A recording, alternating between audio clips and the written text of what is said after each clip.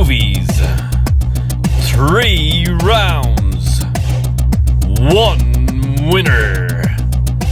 Welcome to the Movie Battle Podcast.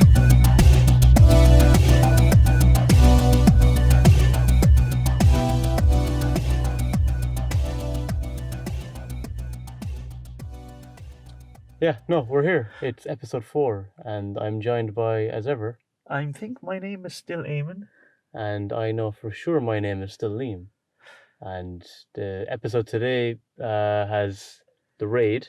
Well done, because I think you were less sure on the title of our movies this week, as you than you normally would be. Yeah. So yeah, no, that's directed by Judge versus Raid, yeah? I kept saying Judge versus Dredd. That's what I kept saying. Judge versus Dredd, that so was it. It was just nothing got to do with Raid, basically. It was just Judge versus Dredd. But yeah, it's the Stallone version versus the urban version. What? The urban versus rural. Go on. Okay, yeah. So The Raid, so that it was released. Actually, initially it came out in 2011, or in Indonesia it came out in 2011, but I think it's the worldwide wider release was 2012. But that was directed by Garrett Evans, and the opponent in the other corner is, as we mentioned, Dredd. That was deliberate. It was deliberate. Oh, is it? Yeah. I don't know about that. That was directed by I can't remember the guy's name. Do you remember his name? Something Travis? Is it Pete Travis? Pete Travis could be. Which was. Do we want to double check? I'm trying to. Do you not write it down? I have it written here on my phone, but it's not coming up for me. I feel like it's Pete Travis, but it could just be a name that sounds right. Hang on, I'm gonna. No, my phone won't come on. 4 episodes in to professionalism. Hang on, wait. No, oh yeah, it is. It's Pete Travis. Pete Travis. Okay. But that was also released in 2012. I think later in the year. Yeah, I think there's about 6 months or something between the wider release of the Raid and then Dredd came about 6 months later. I think it was definitely the same calendar year. I have no idea. You have an idea now? Yeah, well, compared to last week where I didn't really have an idea, but this one I'm completely lost in what the outcome is going to be in terms of... Oh, sorry, okay. I thought you were saying you have no idea about the movies, and I was like, well, didn't we just spend hours watching them and then analysing them and taking notes? Let's say it now, I watched the wrong films. I watched next week's films by mistake. Anyway, I really don't know where it's going, but I'm intrigued. I don't know where I'm going, to be honest. I'm undecided on maybe 1 or 2 rounds. So let's see where we go. Yeah, we'll get cracking first round. Yep. So first round is round 1, music. So we'll start with The Raid, released first chronologically. Music was composed by Mike Shinoda and Joseph Trapanese. There's always one who has to have a name that, is at best, difficult to pronounce and, at times a jumble of letters that would put the Welsh town names to shame. But Trapanese, I think, Mike Shinoda actually, bizarrely, he's in Linkin Park. He's what? He is. A band member. In Linkin Park. It's not a band I was ever really into. There was an instrumental piece I did like by them, but I can't remember the name of it now. But other than that, I wouldn't have been. No, but just a little tidbit to throw in there. Yeah, nugget of trivia. Factoid. Okay, so yeah, the music for The Raid, I liked. It's one of those. I feel like I've kind of said this a few weeks. But it's one of those scores that works really well, suits the film really well, without getting in the way. It does its job. So, I like the fact that we open actually without music. You probably see a theme running through episodes where I like lack of things before things. Like in Godzilla, or King Kong, where they don't show him too early and then he comes in later. Less is more sometimes. Yeah, build up. So I like the fact that we come in just on raw folio, just the sound effects of him punching the bag, training, and then him talking to his wife and unborn child, and then back to training again. Just going on your comment about Mm. like the no music and how it can be effective, there was a bit later in the film where Mad Dog comes upon Jaha, that he was the captain. Jacka? Is it Jacka? I think it's I Jacka. thought it was Jaha. Okay, maybe it is Jacka. But when they first meet, there's like not the main guy. He was the captain. The other, not the guy who betrays them, but the other. He No, was yeah, like the yeah, captain of the group. that's Jacka. Yeah, when they first kind of encounter each other, there's like no music. It just because there had been a lot of music with the fight scenes that preceded it, but when that moment comes, there's no music, and it kind of added Yes. a real weight of tension to their impending duel. Yeah, I which is how it I noted worked. that as well. It was interesting that the music actually just stops completely, and it's just live audio, so to speak. It's just the real sounds of the room and their footsteps and. I thought as well during the when they're in the van, kind of the truck thing, and they're kind of approaching Yeah. the building. There's this kind of like music is like really menacing, but it's almost like it's kind of vibrating, kind of a. Yeah, you know what it reminded me of? Terminator. The drums in that really reminded me of Terminator. I heard it straight away. I was like, oh, whoa, that's interesting. There was a and real. very evocative of Terminator. It was Go very back- menacing, kind of.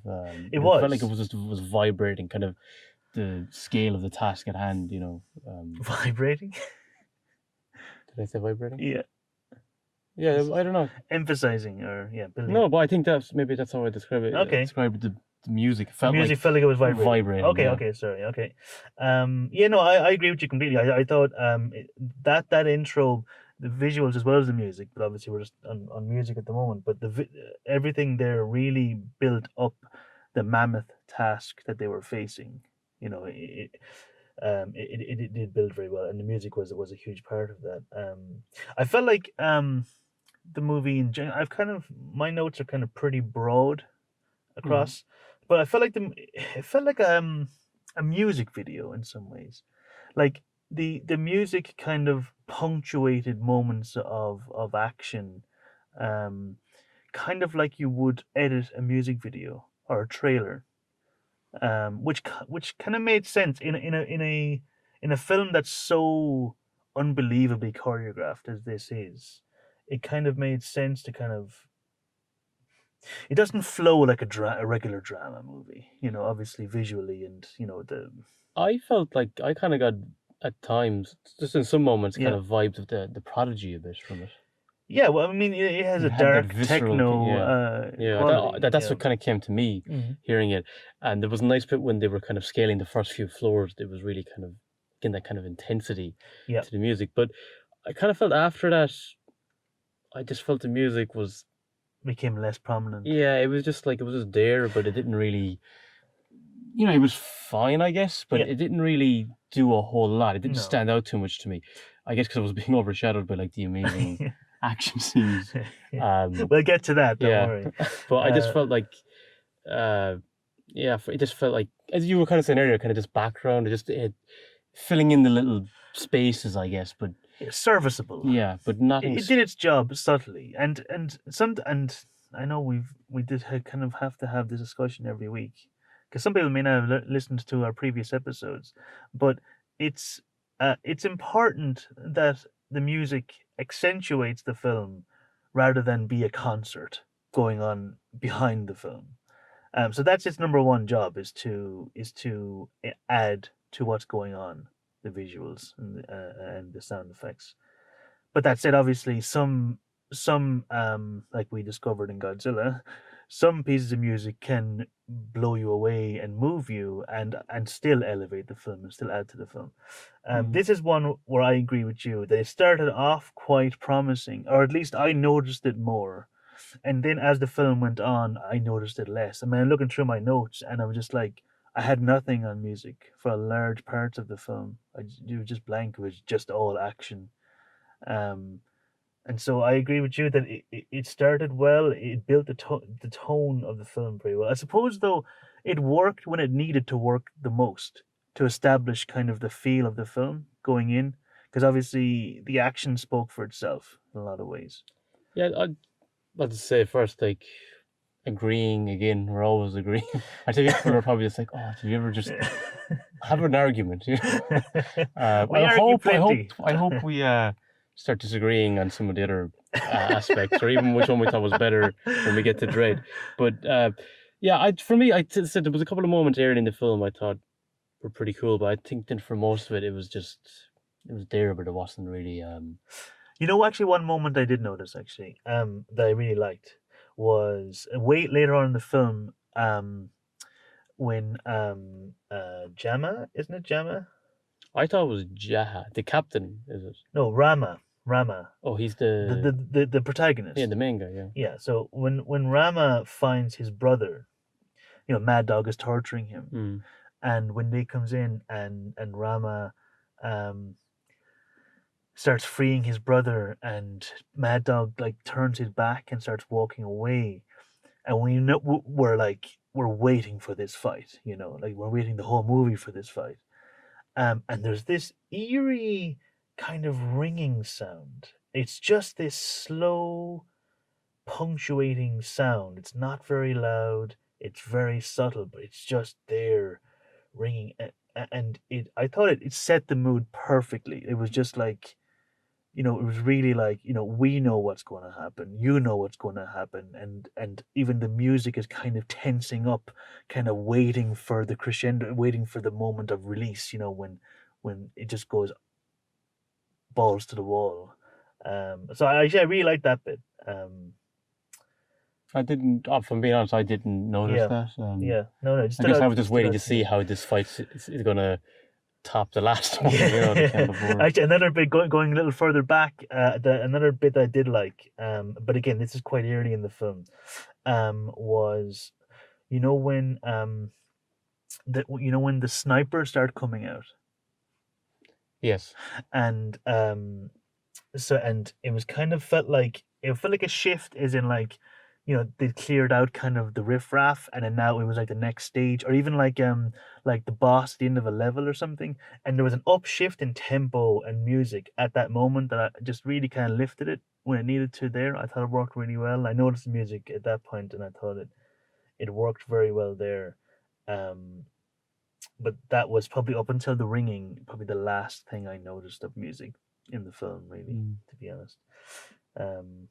I have nothing else to say on music, to be honest. So you can keep going on if you want. You, If you're just waiting for me to come in with something else, I have nothing else to say. I've given my bit. I have no more words, Your Honor. Okay, I think we're ready to vote. Ready to vote? We're not ready to vote. We're not ready to vote. So you just thought it was the Raid versus nothing? It's Raid versus the. Okay, we're ready to move on to Dredd. The score for Dredd was composed by Paul Leonard Morgan. Well done, Paul. So I have to say, this kind of felt quite similar to the Raid for me in a lot of ways. Again, you have to start agreeing with me. Again, you got thumping techno, but you know what's popped into my head very early on. I think it's just after we have that kind of establishing shot of the world and the city. You know, Dredd got that narration, and then just going into the motorbike chase at the very start of the film. What it reminded me of was, remember those, you wouldn't steal a car, you wouldn't steal a movie. Piracy is stealing, or whatever. Those terrible cringe. That's what you heard when you for the music, you know, dung dung dung dung dung. It reminded me of. I actually kind of liked the opening music. I thought it was really cool kind of drum beat. I didn't say it was bad. Oh, it just reminded me. I thought that would have put you off it. No. It's just like I subtly picked. I was like, oh my god, it's kind of similar. But like, no, I thought it worked very well over to introduce Dredd, introduce the world, and then into that first kind of scene of action in the motorbike van chase scene. But go on. Yeah, no. I thought there was some bits that was kind of quite gritty, which kind of suited the film. There was some slow drum beats as well, which I thought helped to build kind of tension. But again, I thought for the most part, like the Raid, that the music was just kind of there, but it didn't stand out that much, except for and slow-mo. Yes, where the Madeline's death scene. But That music was fantastic. yeah, And it reminded me of, do you know when you used to have like songs on YouTube and they'd slow them down, like I remember it was like there was a Justin Bieber one they slowed down, yes, yeah. and it actually sounded like really good. That's sort of kind of reminded me of that a little as well. And it was this kind of like, it was like this kind of like I don't know, it was like this kind of fantastical, enchanting kind of quality to it. It was almost like her death was almost kind of became beautiful in a way, if that made sense. I'm gonna shock you, Liam. That was exactly what you thought. I agree. Oh no. One thing you should know is that, and we're going to be doing this film at some point in the future. I don't know when yet. We have a contestant picked out for it, but Inception did that about 2 years previous, where they take music and then during slow motion scenes slow down that music so that it takes on that uh, almost kind of slightly eerie, slightly beautiful kind of feel to it. And yeah, they did it with Justin Bieber, but I'm pretty sure, I could be wrong, but I'm pretty sure Hans Zimmer was probably the first prominent use of that in a film. Well, I don't know if Justin Bieber did it himself. I think there's someone on YouTube Oh no, just no, no, slowed no, no, it no! down. I know, but I'm just saying is that Maybe he did. I don't know. no, obviously it wasn't Justin Bieber, but I wasn't saying that. I'm saying that the use of it in this film came 2 years after it was used very similarly in Inception, What year was Inception? 2010. Oh, Because I checked that because I was like when I went in my notes, but that's not to put it down at all. I agree with you. I thought it worked fantastically. That's kind of her theme because she has that earlier when she's in the bath as well, and she's in slow mo. oh, she It's did. the same music. But I thought the slow mo worked in every scene, and I went back and I listened and I watched those scenes again separately, and it's different music in different areas. And even like for example, they really do it very similar to. I don't want to spoil Inception for you because I know you haven't seen it, and we will be doing it in a later episode. But there. Remember when they do the breach? When they when they break into the room and there's two guys doing the apartment. slow mo, yeah. And the song that's on the radio is what's the slow down, Oh. that they hear it slow down, and then when we come back to Dredd and Anderson's view, it speeds up again, and then go back to slow mo, it's the music slows down again, and it was done really, really well. I really loved those slow mo scenes, and we'll go into them later in more detail. But I thought they worked. It emphasized or helped to emphasize the slow mo effect fantastically, and it worked really, really well. But I agree with you. The music when she falls to her death, that scene takes on this eerie beauty, and it was a fantastic visual. But is that all like on music? But yeah, I summed it up with functional but not amazing. It didn't get in the way of the film. Basically, the exact same as the Raid. That's why I said I wasn't sure. This is the round in particular. I'm not sure where I'm going to vote, but I'll let you vote first. Oh, I'm going with Dredd, definitely for that slow mo piece alone. It takes it like without doubt. Yeah, That alone just nails it like just easily, because I thought for the most part both of them were just nothing special, but that like elevated Dredd soundtrack to like a really high level. So for me, without doubt, Dredd wins this. I'm gonna vote for Dredd as well.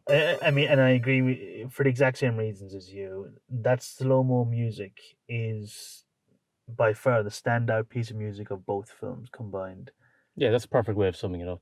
And the bass techno worked well in both films. It did the job in both films, but that was the only kind of like piece of music that transcended the film that I would ever go back and listen to again. Like even if you look at like some of the films we've done already, and again I'm saying that slow mo piece was amazing, but if you look at the general music in both of them and compare it to like say Terminator or Batman or RoboCop, like the music would have been at a much lower level. You know what I mean? Yeah, no, like the music isn't. Let's be honest. The music isn't why people watch the Raid. The Raid, the Raid or Dredd. I'm getting as bad as you know. But let's go on to what why they do watch these movies. Action. And Good action. it is good action. And it's round 2. So the raid. So we start off again with the kind of very subtle kind of little montage of, like I was talking about earlier in the music, a little montage of training intercut with home life to establish that he trains and has a home, I suppose. But what I did like actually in the, and we already kind of mentioned this earlier, but the van scene on traveling on the way to the building was there's real tension building in that van, like especially there's one kind of the rookie cops, and he's like kind of shaking. You can see that he's visibly nervous, and again accentuates kind of what they're about to do, what they're going to go up against. Well, even like when they're explaining who the people are, like Tama and his people, who they are, and then they cut to us. So they're building up like how dangerous these guys are, and then it cuts that scene where there's like 4 men in a line on their knees, and like he shoots 3 of them, and then like I was actually thinking in my head, I was like, whoever's on the end of that line has it worst, because he has the most time to process that he's going to die and what's about to happen, and then like the trigger, he gets out of bullets, and then he just goes and gets a hammer, so he had an even more brutal. At least when you get shot, you're done in a second. I imagine a hammer, it would last a bit longer, So I think, and also like the fact that he leaves the gun sitting on his shoulder. He leaves the gun sitting on his shoulder as he goes back to get more bullets, and then he makes the decision to take the hammer instead. And we'll go into that a little bit more maybe in character. just it would have been torturous for the last guy, because like he's I agree with waiting you. for the inevitable much longer than the others. I agree with you completely. I'm saying is, like, and the fact that he left the gun on his shoulder, like, would have added to the agony. I was just kind of reiterating my point more so than not thinking you weren't agreeing with me. Okay. Because we agree on everything. Well, that it seems to be the case. Okay, so I like the kind of the slow build of action as they go in, kind of taking down the guy, the security outside, choking him out, going into the room, and like what's so funny is when you look back, the scenes, like the opening scenes there, are like the calm before the storm, but they would be amazing action in other films. Like if that's opening scene where they go in and take out a few of the guards as they move their way up the first couple of floors, like that would be like, oh god, what a great action scene. But in this, it's like a throwaway nothing. I was like, I mean, this is just fluff compared to what you're about to see. I love the scene where the kid, he sees them and he calls like police, and then you just see the bullet, because the other kid's looking, you see the bullet just come through in that slow motion, and the blood, and you're just like, oh my, that was kind of the first like whoa kind of moment where I was like, oh my god, like, because it was just like, it was crazy. Like, and it sets up, it's a moment where you're like, okay, this is not a normal police raid. You don't just go around shooting kids. And I know even like Jacka like screams at the lieutenant for like, what the hell are you doing? You see that it's like it had to be done, like, and you're like, okay, maybe it did. You're not sure what to think. You're like, okay, this is going to be savage. I thought, like, I remember thinking like half an hour into it, I was like, I'm gonna be bored for the last hour, because I was just thinking like, there's no way what came in the first 30 minutes that they'll be able to top that. So I was kind of going, oh my god, like they kind of just like giving us too much too soon, like they've peaked way too soon. That's why I was thinking of, like, I think I remember you I'm saying going to get bored at one point. It was like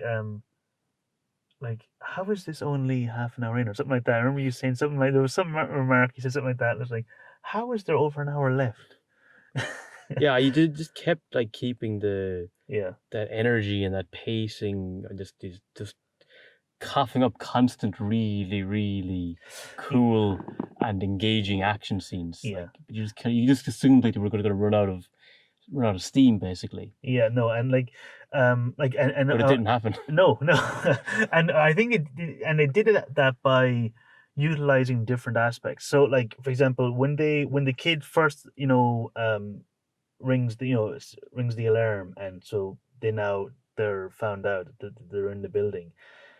and then like when the lights go out, and they pan up from their view up through the dark and then up to the next floor on the balcony, and then you see these figures appearing and with these like machine guns, and you realize, oh, they are effed. And Um, even then, remember that when they have it takes on a to, horror element, like.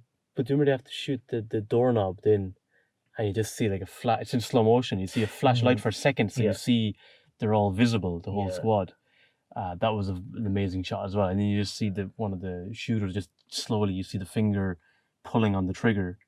It was just really interesting visuals as well. Yeah, you know, and it felt to like accompany it the felt like a action. war film at times. Like in that scene where they get massacred, where like most of the cops get taken out, or a lot of cops get taken out, it felt like a war film. Like, you know, you're watching like Band of Brothers, or you know, Saving Private Ryan or something. That's what it reminded me of.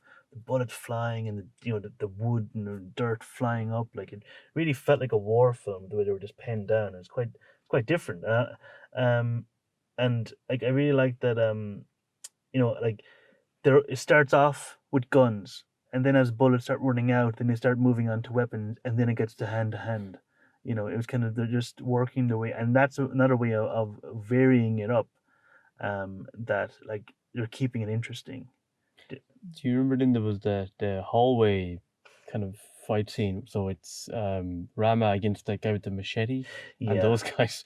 And what I liked about that was there was so many moments where like they tried to like chop his leg off, or like a knife was almost coming, and he was always just getting out of the way in time.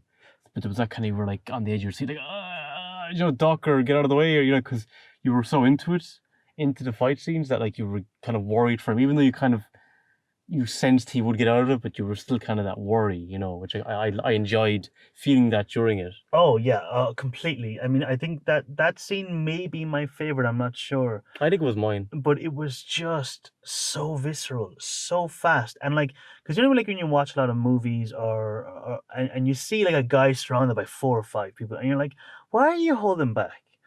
Like, why is there like 2 guys going for him, and then another 2 are waiting to take their place? It's like, why don't you all go and surround him and take him out? Like, what are you waiting for? Just waiting to be taken out so you can step forward to be killed as well. It's so clear. But in this, like, they are swinging non-stop, and like, you're like, there's no way he'll get out of this. But like, the actor, I'm not sure what his name is. He is moving so fast. You're like, no, okay, he is. I mean, that guy is doing it. Like, and it feels unbelievable, but yet believable at the same time. Obviously, it's exaggerated. People don't fight like that in real life, but you don't care. You're in it, and you like you're saying, like, you're waiting for him to be hit, but you know he won't be hit, but you're like, how can he not be hit? But he does this move. But you know what I loved as well in this, and a lot of the other fight scenes as well, is the way the camera moves with the action.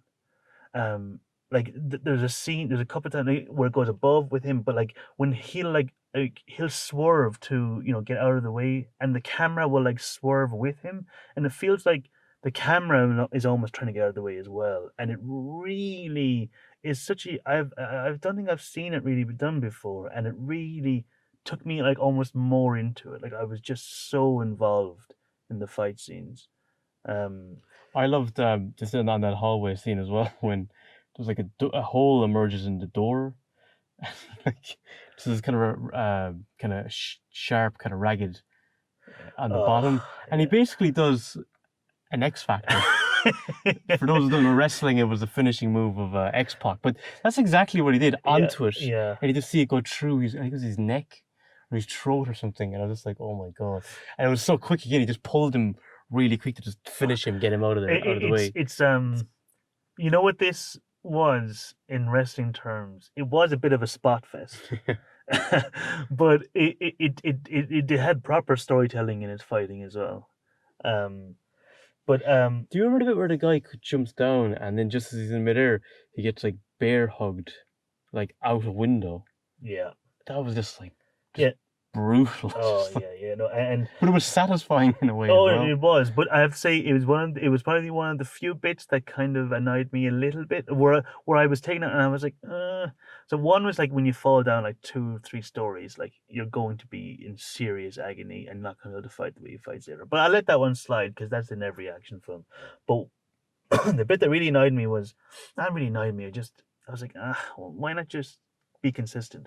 So it's like when earlier in the film, remember when like the cops go over to the window, the other cops go over to the window, and they're taken out by the snipers straight away, like done. Like there is no reprieve. The second you show your face near a window, you're dead. He's lying down outside the window, and like there's maybe 30 bullets shot, not a single one hits him. Then he jumps in through the window, and like still no one's hitting him. Then he stands up inside the window, completely in shot, and again no one hits him. And I was just like, why establish that the snipers are such hot shots earlier on if he felt like he had plot armor, where he should have died there. And like you don't have to do that. Like have him get hit in the leg or something in the arm. He jumps in, ducks down, and like, okay, yeah, no, that's fine. He got hit, he got grazed, they hit him, but they didn't kill him. It's not a mortal wound. He can still fight on and be amazing. I also loved the bit where they're hiding in that kind of wall thing, him and the injured guy, and then the machete just coming in and getting closer, and then and just slices his cheek. Yeah. And it was like, oh my god, like another fraction of an inch further in, and he was like. But I love that moment where he pulls it back out. But he wipes the blood off, so he uses his glove to clean the blood off of the machete, because if he sees blood in the machete, he knows they're in there. Yeah. So he has to do that. He has to think on his feet. But like that's what I was saying earlier. Like that's full blown horror. That scene was absolute horror. And the same earlier with the machete guy when he's stalking Jacka and the lieutenant and a couple other cops, and he's tapping the tiles. Yes. Again, like that was full monster movie horror. Like that was a stalker, a slasher horror film. It had a lot of very differing moments in between the just like unbelievable, ridiculously choreographed fight scenes in the hallways and stuff. But you remember also that shot? I think it was just after the second hallway one, where he throws the guy off the balcony, snaps his back. Oh yeah. Oh my god! It was just like it looked amazing. It's weird Didn't how he flip it because he was hiding underneath it? So when he leaned out, I think he pulled him, didn't he? No. He just throws him out. He just flips him like he does like. I thought he pulled him from underneath, like he was looking above. And no, I feel like he kind of just runs with him and just like throws him over. Okay. I could be wrong. We've been thinking of a different part. Remember when he lands on the balcony? Basically. Yeah, and his back snaps. Yeah. Because there was two kind of moments. There was that when he back snaps, and the one earlier you were talking about where he does the X Factor onto the door. But then so then we go on to so then we go on to the Mad Dog's fight scene with Jacka. We're talking about earlier with the lack of music. I didn't think this one stood out as much. I thought it worked, but it was one of the few that I felt. I mean, I think it was important to establish how good Mad Dog was before we get to the end. But it didn't. It felt a little samey to me. I guess it was. Yeah, I don't know. I guess it felt like more like a real fight in some ways. No, it did. It did. Yeah, I thought that as well. I mean, like again, like you're kind of nitpicking because like the choreography in that fight scene is fantastic, and like when he catches Mad Dog and with the leg and swings him into the wardrobe or press, whatever it was, it was all excellent. It was just I felt a little like I've seen this already in this movie, but I foolishly hoped that Jama would win. Yeah, no, yeah, no. I was sad to see him go as well, to be honest, but it had to happen. But yeah, and then we go on to the drug den scene. And like the pace of that, like I remember that bit where he's on the table and the two guys are sprinting. Rama is sprinting at the kind of red tracksuited guy, and the fight they have on the table. Just that whole scene. Was that like in the kitchen? Kind of was like a kind of kitchen. Yeah, we were doing all the drugs. Mixing all the drug, cutting all the drugs and all that. Bagging it and all that. It just, to be honest, there was so many scenes that like I couldn't. I was trying to remember one. I had a few, but to something like that one, it just didn't. It didn't come to me when I was listening because there was so many. We'll move on to the last scene, which you surely didn't forget, the 2-on-1 after the torture scene. I was surprised that he let. I guess that's more in the character thing, but I was also expecting that he just like the two of them, Well, it makes sense. Well, when we go into it with character, but I think it makes sense. We'll go into that in character though. But what did you think of the scene in general, like the choreography, the fighting in that? Yeah, like I mean, I think just at that stage, I'm not gonna say I was bored, but I think at that stage I was just saturated by so much Yeah. fight scenes that maybe if it had come earlier, I might have thought it was better. But just there was so much happening at that stage. And I know I said that about 30 minutes in, I thought I'd be bored. I wasn't bored during it, but I think at that stage it had peaked. It had got as good as it could get in terms of action. And yeah, I'm not saying that fight scene was bad by any means, but just I think that once we had got there, it was kind of, you knew the end was coming as well, and I was waiting for what would happen with Tama, the head. Yeah. The head or the Yeah, I kind of felt that as well with you, that it had peaked and we were kind of, and I kind of felt a little bit with, as I was saying earlier, with the Jacka versus Mad Dog fight. But I felt it was funny. In the torture scene fight, so that I love the build up. Like I love just the kind of, again, I was saying with the music earlier, that ringing, but also just kind of the fact that they separate, they walk away, almost like, like a western, like a duel where they walk 10 paces and then turn back and fight. It was like, it was a fight of honor.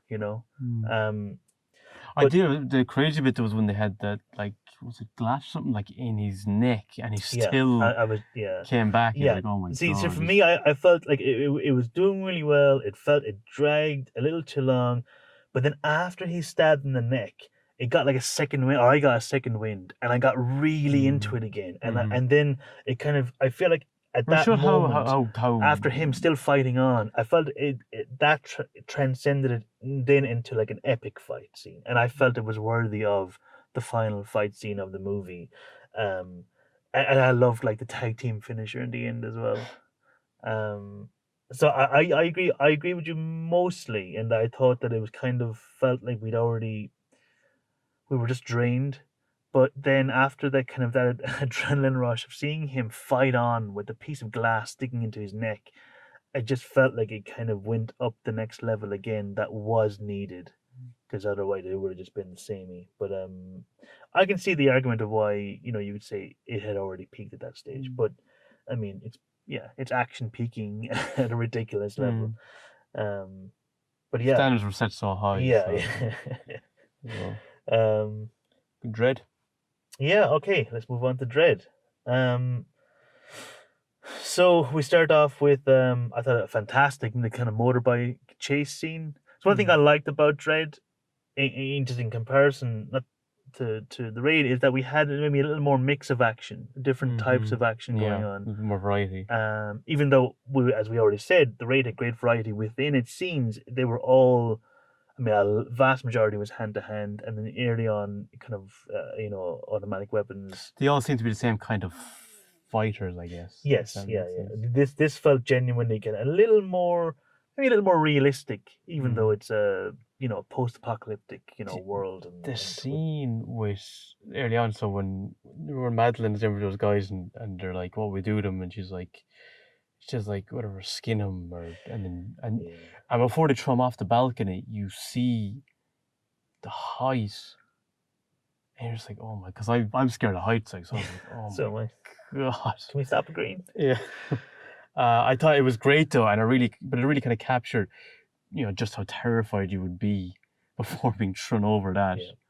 I thought that as early on was an amazing. Yeah, scene. and then I love the way that they have the inhaler like falling in slow motion, and then they just cut to this mother and her child walking along, and then there's just a wallop of meat hitting the ground, and the juxtaposition of the beautiful, the angelic sound and the slow and just the kind of enchanting scene and the saturated colors, and then just bare reality, blood exploding in a really horrific way, very powerful, very, very, very jarring. I think my favorite action scene in it though was when you touched on it earlier, but when Dredd and the rookie Anderson break into the apartment, and you just see bullets flying, blood flying, people flying through the air in slow motion.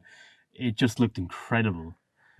That for me was my favorite moment of action in the film. It was so cool. I agree, and I loved. Well, I agree that that was a fantastic scene. I loved as well, like the oversaturation of all the colors, and so like they were using these visual elements as well as kind of the slow motion to kind of, I think, to hammer home or to get across the idea that on slow mo, on the drug, all your senses are heightened, so you're seeing things almost like sorry, as like above human level. It's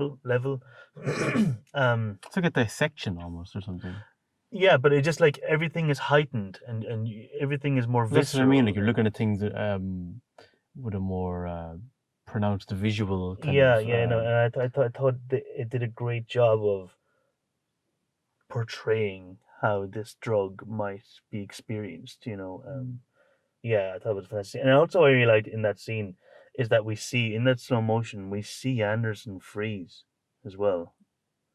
You see this shot of her face, and she looks like a deer in the headlights.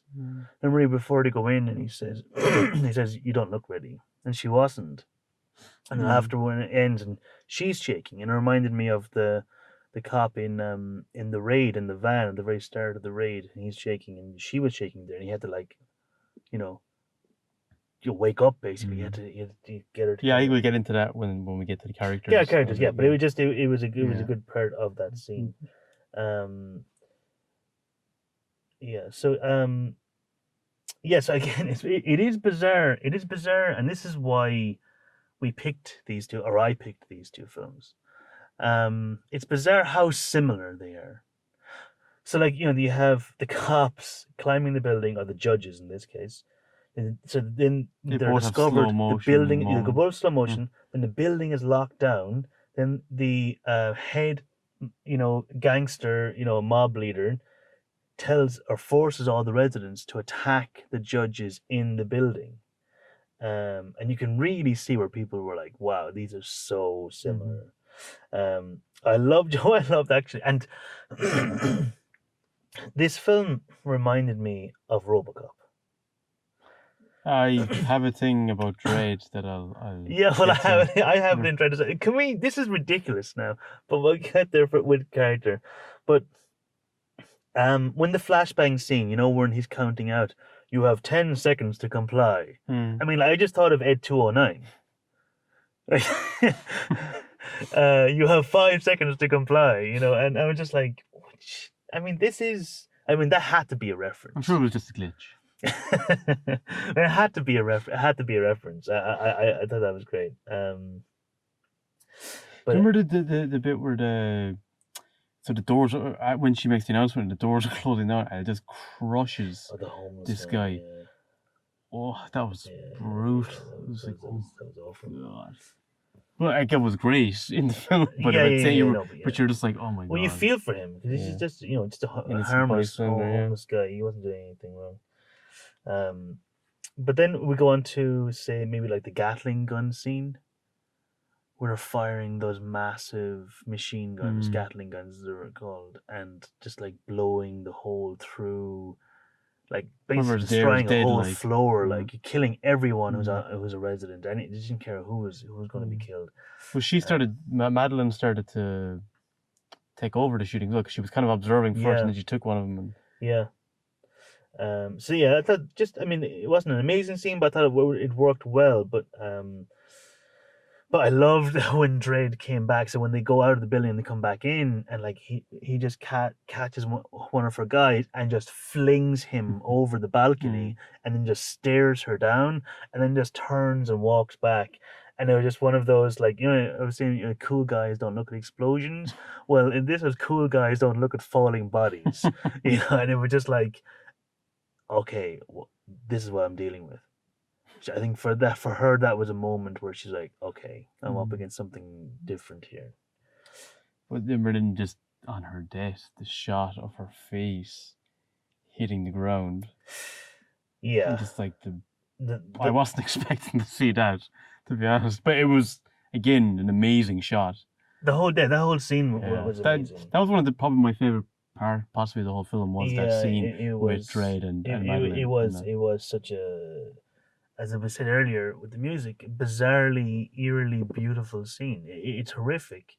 and especially because we established earlier in the film how awful a torture it is, that because you experience moments way longer when you're on slow mo, and she skins him and tosses him out maybe the fifth story or something, and then he tosses her out of, I'm not sure what the maybe the what 30 or 40 or something.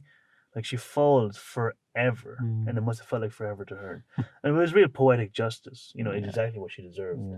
Um, but yeah, no, I mean, there are a couple of other fight scenes, but we don't have to go into everything. I did like the Dredd when the corrupt judges come in, and there was a great hand-to-hand scene with one of the kind of the leader of the judges. Yeah, you kind of feel like they might be on a similar level to him as well. Yeah. So you feel like they posed a real threat. To him. Yeah, I thought they were introduced at just the right moment when you needed to up the ante, and it worked very well.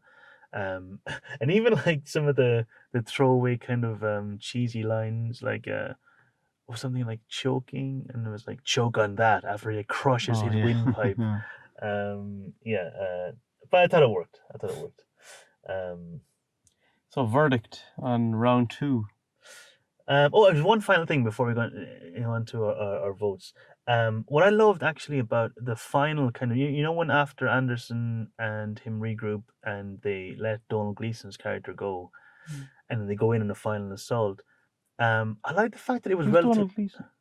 The guy with the bionic eyes. He's Brendan Gleason's son. Which guy? The guy with the long hair was controlling all the computers him. with the bionic eyes. Okay. Remember Anderson lets him go? Yes, yeah. So after that, after they go in and they go into Mama's like base, or her room, like it's relatively short. That fight, that fight scene, like they didn't stretch it out, and I felt they could have stretched it out. He goes up to her, he's like, you're gonna die, and she's like, oh well, I have a bomb. I don't care, and shoots her in the stomach, and then just catches her and like, I'm gonna hope that the signal won't travel all the way up through all this concrete. I think he had a strong sense of obviously he was very intelligent, and he because he was always one step ahead of everybody. But I love the fact that like it didn't go on for half an hour. It was over relatively quickly, and it was quite refreshing that it didn't drag it out when they could have. I was just glad. I think what I liked about what Dredd did, and the Raid didn't do this, was that there was a showdown between the main protagonist and the leader of the villains. We never got that really in the Raid. We did get it in Dredd, which was true. I suppose in a way, what we got instead was him versus Mad Dog. In a way, that was kind of the but you're right. I wanted them to have a showdown as well. Sure. That. You're right. That's a fair point. Okay, I think we're ready to vote. Yeah. So, what did you vote for, Liam? I think like Dredd had like some moments that like when it really hit its mark, the action was done really, really well. But I think the Raid probably had more memorable moments, or maybe was more consistent with its top drawer action moment. So I would give the action to the Raid. I agree. The Raid wins. Dredd is a fantastic action film. I hadn't seen this film before we watched it for this episode, even though I'd had it on Blu-ray since it came out, basically. I remember seeing Dredd, sorry, no, did I say I hadn't seen The Raid? Dredd, you said. Okay, I hadn't seen Dredd. Yes, I'd seen The Raid. I loved The Raid. And I'd heard the comparisons with Dredd, even like straight away when it came out, and a lot of my friends who'd recommended Dredd to me, and that's why I bought the Blu-ray. But I just never got around to watching it, not for any specific reason. I just never did. But I thought it was an excellent film. I really, really enjoyed it. I thought the action was fantastic. But, and this is true of probably pretty much any film I've ever seen, the action wasn't as good as The Raid.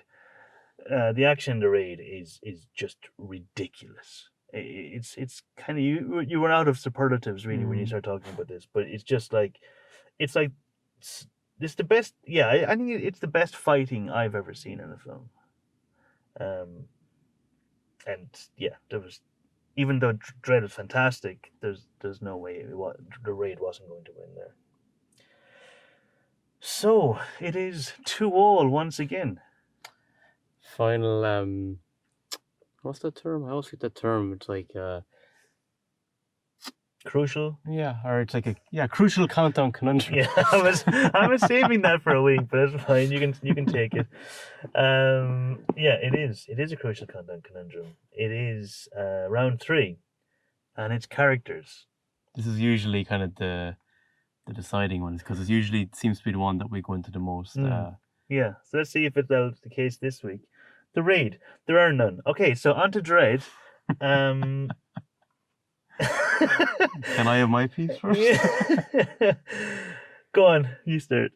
Okay, well, with Rama, I will say that like he was easy to get behind, and I feel he was probably like one of maybe 2 people in the film that actually were likable, as in were not, was a good guy. I think him and the captain Jaka were like the only 2 characters in the film that actually had like redeeming qualities, I thought.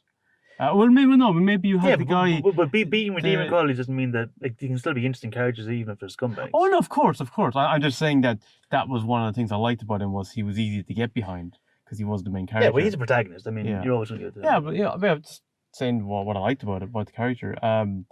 Like for example, do you know when the guy gets injured? Bowo, I think is his name, but he starts getting into the face of that guy who's like trying to get medicine for his wife, and Rama kind of steps in and is like, Joey tells the guy, look, you'll get to see your wife, you'll get the medicine to your wife. Because I think he kind of saw a bit of himself in that situation, because he obviously had a wife waiting for him and a child coming as well. So I think he kind of saw a bit of that. Maybe I don't know. I kind of liked that. It was a nice little touch. Added maybe a bit more weight to his point of view where he was coming from. He actually reminded me a little bit of just on a side thing, but do you know Miguel from Cobra Kai? So didn't he like an older version of Miguel, like his older brother or something? Maybe, I don't know, but like isn't like this guy's Indonesian and Miguel is I don't know. Some resemblance. Okay, Rama. I'll be honest. I wrote down. I mean, obviously we've established. I think he's an amazing fighter. Is Rama the fittest guy in the history of life? I don't know. I mean, how did he keep on being able to? You know that like what's the director's name? Jones? Is it Evan Jones? I can't remember. Yeah, I think it's the director anyway. He discovered I can't remember. I don't know any of the actors' names, unfortunately. I'm afraid, but the guy who played Rama, he discovered him. He was just like, I think he was just like a postman. Jeez. When he discovered him, he was like did martial arts. What a find! I know, yeah. Pretty much, yeah. He did martial arts in his in his own time, but he was just like a regular postman or something like that. And he found him and he put him into the film he did before this, and then he decided he wanted to star, have him star in this film. But I'll be honest, from a character standpoint. I has a wife and a baby, has a brother he wants to bring home, can fight. I mean, that is basically it. Like there's no character progression. He doesn't learn anything. Yeah, I'll just go on my point of what I'm saying is the fittest guy in history. They did have at one moment, at least, where they're trying to get into the apartment, the guy who he helped earlier, and Joey say, you see he's kind of pleading, let us in, they're going to kill us. It was almost like, that was one moment where you see he was almost at the end of his tether, and like, he really was feeling the, physical excursions of what he had to been doing for the hours, it's important. That was one little moment that was nice. Yeah, I thought that was good to show, like, he's not Superman. He's close to it, but he's not quite Superman. And it is very much needed to show people breathing and struggling in between fights. Yeah, but I agree, like, for the most part, there wasn't much of a character at all. No, I mean, Jaka, he's loyal. He can fight. He was likable as well, though. Yeah, he's loyal. Like, Mad Dog, he's crazy, and I guess he's like no fear. He's just like this vicious animal, hence the name. I guess he likes fighting with his bare hands. I did really like though with Jaka. We were talking about earlier. So like when he goes into Jaka, like, and he has the gun on Jaka, and Jaka has the knife, and I'm like, why isn't he just shooting him in the face? And he Jaka puts down the knife, and then they walk in, and he puts down the gun, and then he's like, I don't like using guns. It's like getting takeout, and that's when you see, okay, so this guy lives for the thrill of fighting hand-to-hand combat and obviously killing with his bare hands as well. And that's also why in the torture scene later, he wants to challenge himself against two fighters. Like he's been watching the cameras as well. He's seen what Rama can do. He can see that he's an amazing fighter. But he also probably knows I can beat him.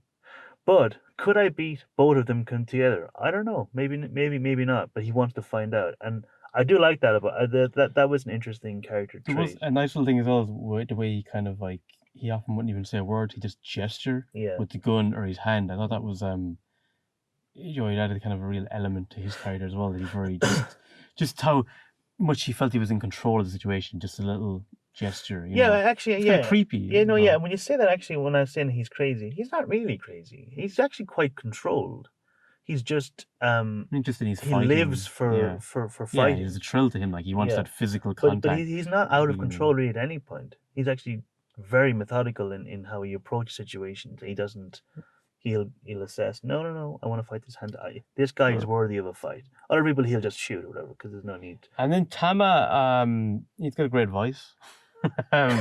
He does have a great voice. I thought that as well when he made the announcement. Yeah. One thing I loved. Sorry, you. It was low, slow, and commanding. Yeah. Which I liked. Yeah, I think from that announcement you get the sense that he doesn't need to be angry. He doesn't need to shout. Everybody is already terrified of him, and when he speaks, everybody listens. It's kind of effortless commanding. It even reminded me a little bit. Joe, when he says like, kill this squad and you've like you can live here free of charge. It reminded me a little bit of when Joker tells Batman, take off your mask or I'm going to kill whatever a person tonight. It kind of reminded me of that a little bit. Just how effortlessly he can turn the tables. Just one little announcement. But what we were talking about earlier about remember his introduction scene where he's shooting the guys in the back of the head or kneeling down in his office, and when he reaches for the hammer, like there are bullets in that drawer. Like he could easily have gotten a bullet, put in the gun and shot him. He didn't. He's like, here's a chance to be even more brutal, more sadistic, punish him even more. Like he's clearly just a vile human being, just a truly horrendous person. But it's interesting as well as then when the lieutenant tells him his plan and basically and he knows he's about to die, he's laughing. Like he doesn't care. He doesn't seem to be fazed by being about to die or whatever. Like he's. Again, I would have liked to have seen a confrontation between Tama and Rama. Yeah, no, I can. That was one thing. Yeah. I was a bit disappointed about that. That's a fair point. That's a fair point. But yeah, I think we've tried to kind of put something to the characters. We've gotten this much out of it, to be honest. Yeah. So on Dredd, I don't know who you want to do first. I think maybe Momo. She's the one I've least on. Madeline, yeah. I don't mind, yeah. Okay, so again, like Tama, she is sadistic and inhuman.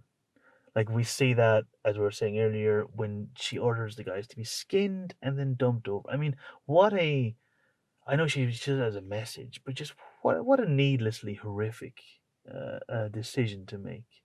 Like there wasn't even giving them slow-mo and throwing them off is torture enough. It's a symbol to anybody else, and they're dying horrifically. But to skin them as well, that's just a level of. What's her real name again? Because I know she played Cersei in Game of Thrones as well. Lena Headey. Yeah, she has the greatest expressions for just being a horrendous person I've ever seen. Because Cersei was amazing, but in that film as well, it was amazing. Just any time she gave an expression, it was just you could just see what she was thinking, what she was feeling. It was just amazing. Her facial expressions, some of the best facial expressive acting I've ever seen.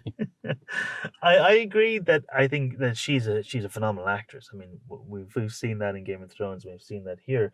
But I have to say, I don't think there's a whole lot to Madeline. I don't know. I liked her in the film, but I didn't feel like we learned a lot about her. Well, we did learn that that she had a really bad experience with a pimp or something. Yeah. And I was thinking to myself, something horrendous must have happened to her. Well, her face, you see her, she was slashed in her face. But that she would become so ruthless and take charge in the manner in which she did to get to the top and whatever. She's like head of the city when it comes to the scumbags. Like something really horrendous must have happened to her. I thought that was interesting, like that what drove her to be so sadistic and so ruthless, and something with that experience with the pimp, whatever happened, it must have been horrendous. I thought that was interesting. I I didn't think she was uninteresting. I just thought... No, but I did in the computer, you can feel like that kind of how dominant she is and over him and everyone else. That he's living in fear of her, like so she kind of just just stands holds over the blade, him. holds the blade to his stomach, and also she's the one who clawed his eyes out to put in the synthetic eyes into his head. But again, kind of like Tama, she's like a dominant figure without effort.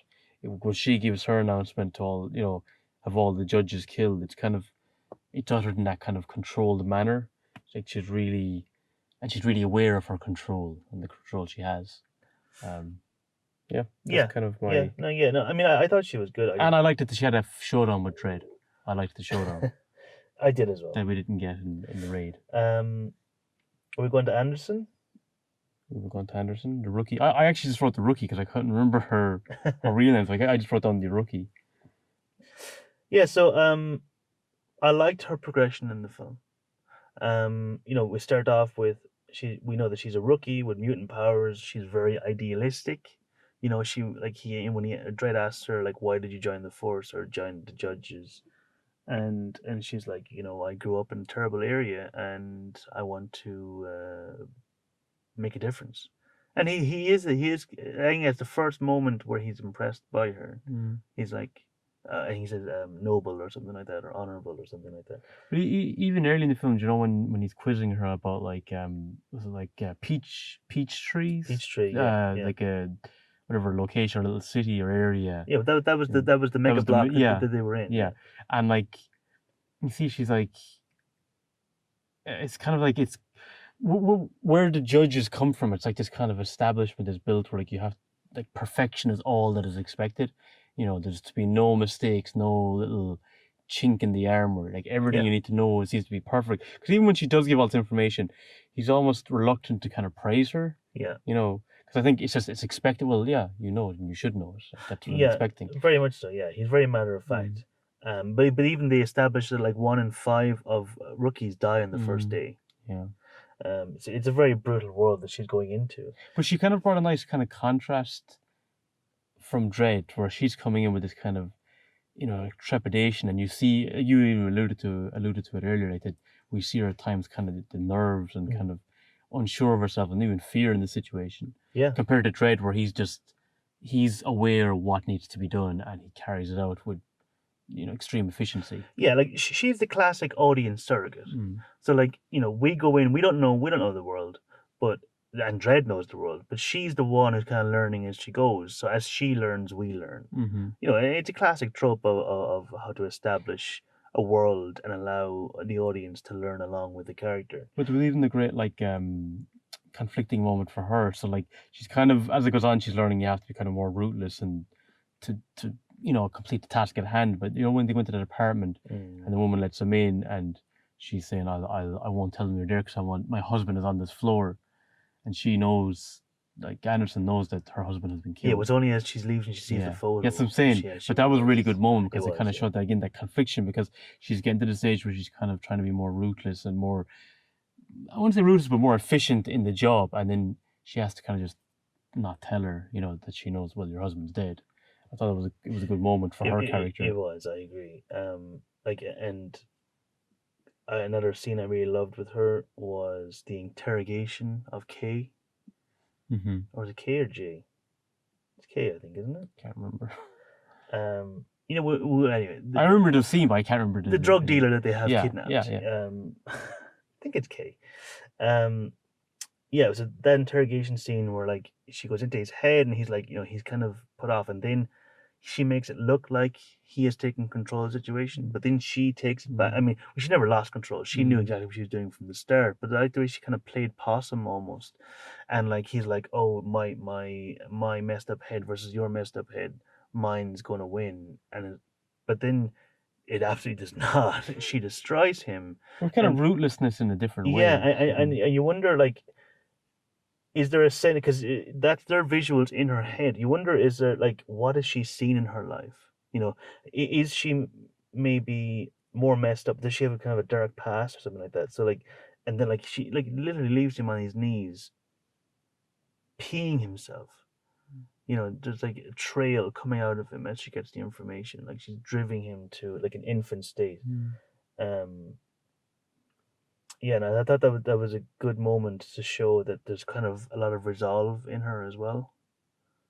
Yeah, the only thing I saw at the end, then, like, does she leave? Like, is she quit? Well, you kind of jump on a little bit further because I think there's some important moments, but we'll get to that in a sec. I just want to get a couple of bits first. So, so remember when, like, after she comes in and Dredd's stalling and she saves him, and he says to her, and they kind of reload all their guns for the final assault, and he says to her, "Ready?" And she says, "Yeah," and he's like, "You look ready," and that is a huge moment. Because remember, you said earlier that Judge Dredd doesn't give praise easily, and he said, remember, before the breach, he's like, "You don't look ready," and Maybe doesn't she say like something about 90% ready or something, 99% ready, and he said something along those lines or something, and he's like, well, that's still not enough, basically, or something like that. She said something about 99% sure, and he's like, no, but no, not in this scene. no, not that, but earlier. I'm just saying in contrast to him saying, then, Oh, okay, you sorry, look ready. Yeah.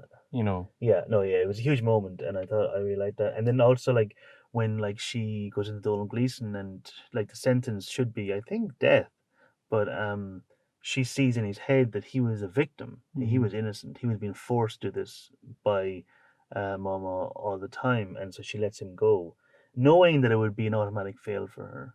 Even though, well, she already lost her weapon, and and so then, yeah, so she knows in her head, she believes she's already failed, but she still will go on with Dredd on the final assault. She could turn and go there, you know what I mean? Like, but like she's staying with the task at hand, knowing, as far as she's concerned, that she's failed. And he does say at the end that she passed. Yeah. So then, so at the end, then, and I love the fact that, like, she walks away again, believing that she's failed. She doesn't complain. She doesn't have a go at it. She accepts, and I feel like kind of that moment to him is like absolute confirmation that I made the right decision.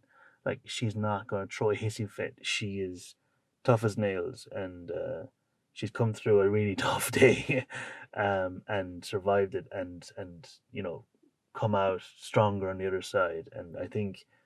And I've never actually read the comics. I mean, I'm aware of 2080. I'd obviously heard of Judge Dredd, but I've never read any of the comics. I think I read one. I read Batman versus Judge Dredd, I think it was, something like that. But which was quite fun. But I don't really know much of the world from Think the comic you will perspective. after watching the film?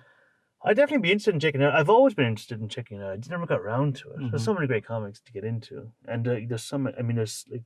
They've been printing it since, I think, the 70s. So, like, there's, it's a lot of comics to read and find the good story arcs versus the bad story arcs.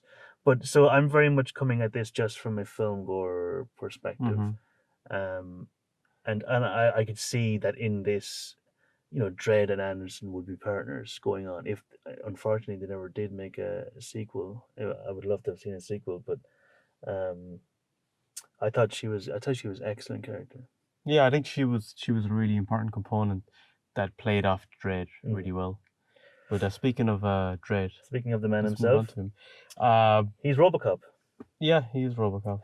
He is, to me, what if RoboCop, when he becomes Murphy again, like 20 years later, where he's become a lot more humanized, this is what he'd be. Yeah, no, even just the way he speaks, kind of the way he presents himself, it's all very matter of fact. Half of the face is showing. Yeah, but I got to say about that, I love the costume, I love the helmet, and he's got like one of the coolest voices I've ever heard in a film. The voice is so cool, and I was really glad that he never took off the helmet.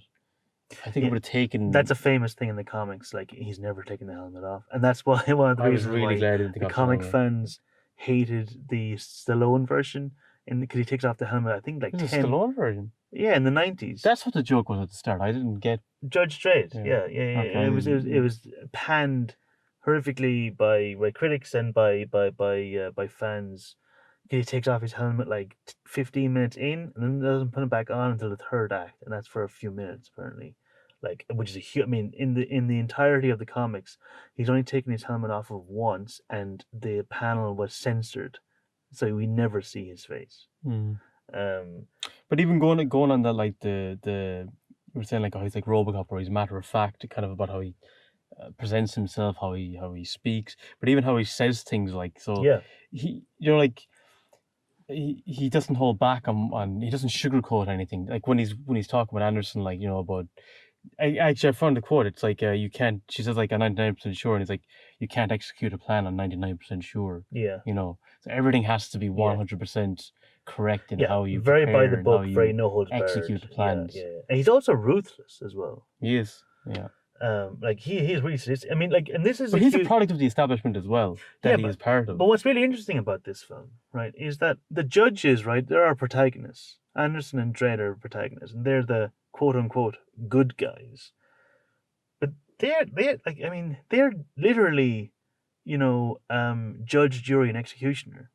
Like, they make a decision in a split second and execute somebody based on the actions they've seen them do. I mean, that is a horrific system of government, a system of law. I mean, truly, truly despicable. And even, like, go back to Anderson, like, remember that final assault, and like we see how far she's come. Like when they're shooting, like, the people, when getting up to Mama's office, and there's a guy lying on the ground, and she shoots him in the back. Like, there's a real suggestion that maybe they're going down a very bad, dark path. It's not necessarily a hero's path. It's the path that maybe be successful as a judge. But efficiency. They're doing that's the word, efficiency. Yeah, but I mean, that's kind of for them. A very inhuman efficiency. It's an inhuman world they live in. Not easy about what they do.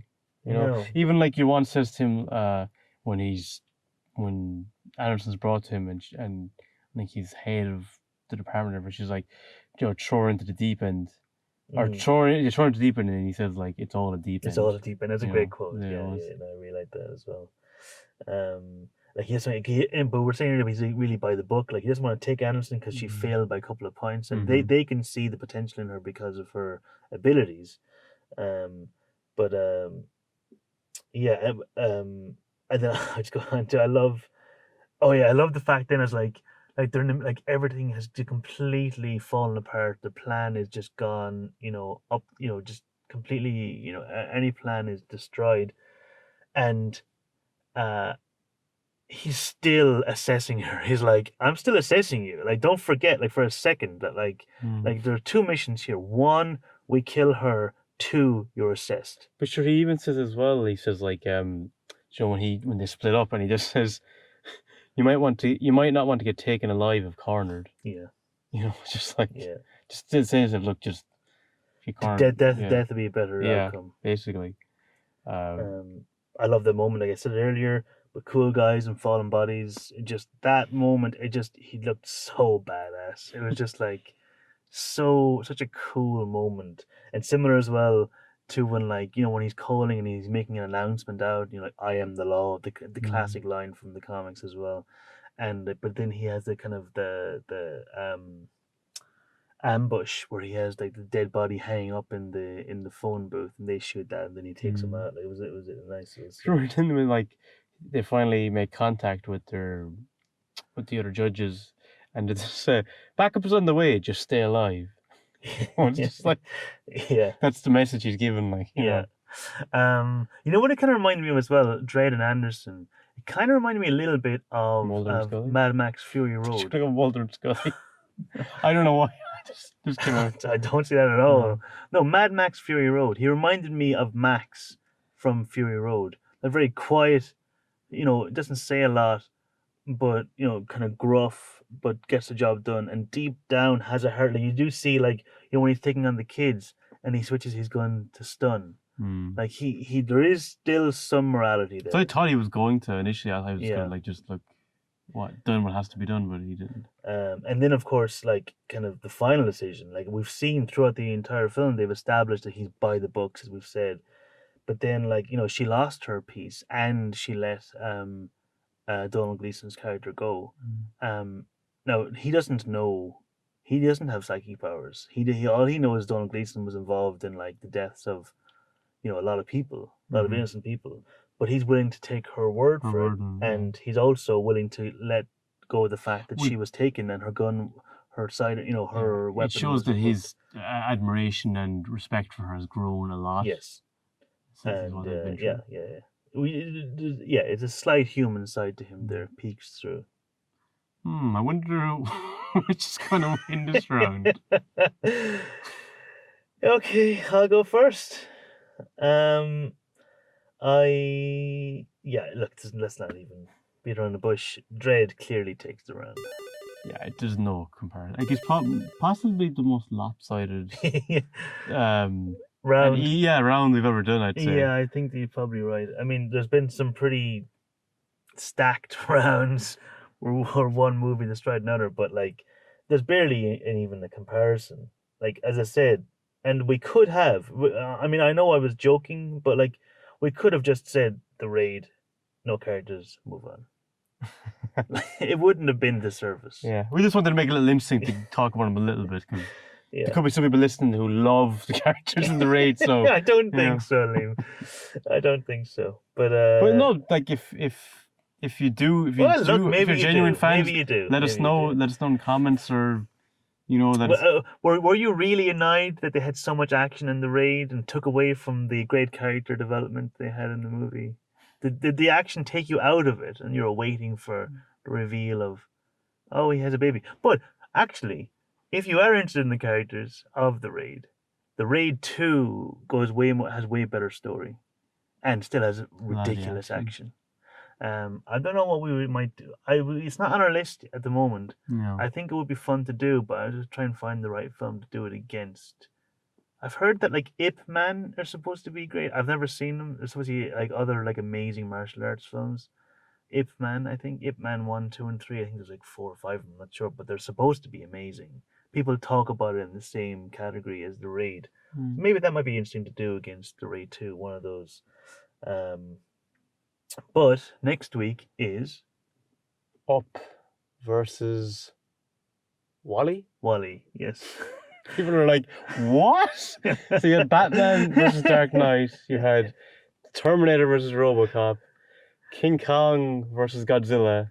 The Raid versus Dredd. And then Up versus Wally. We gotta mix it up. That is the most lopsided, or leap, right turn. Yeah. When we took the right turn. Yeah, no, look, it's good to change it up. I think. No, I agree. I'm excited about it. I hope you listeners are excited about it.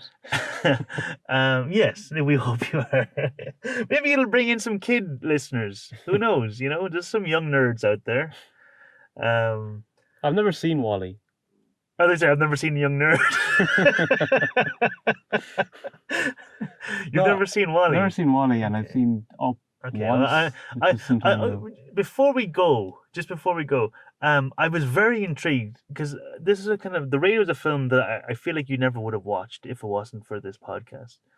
Are you glad you watched it? Yeah, I mean, it was entertaining. I enjoyed it. Yeah. And Dredd as well. Yeah. I think Dredd had more, I think, because Dredd had good action as well. The action wasn't as good, but then Dredd, we said, it did have better music, but the characters were far better. So it had more elements. Dredd for me was a film I enjoyed more. It had more elements to it, but the Raid's action single was amazing. was the action was ridiculous.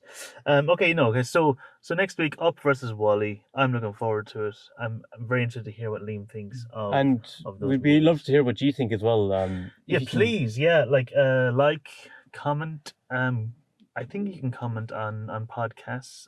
You can, and I'll comment. Actually, would go a long way with the algorithms and get it higher up. So maybe other people might get a chance to enjoy it. And just to be nice to get some feedback.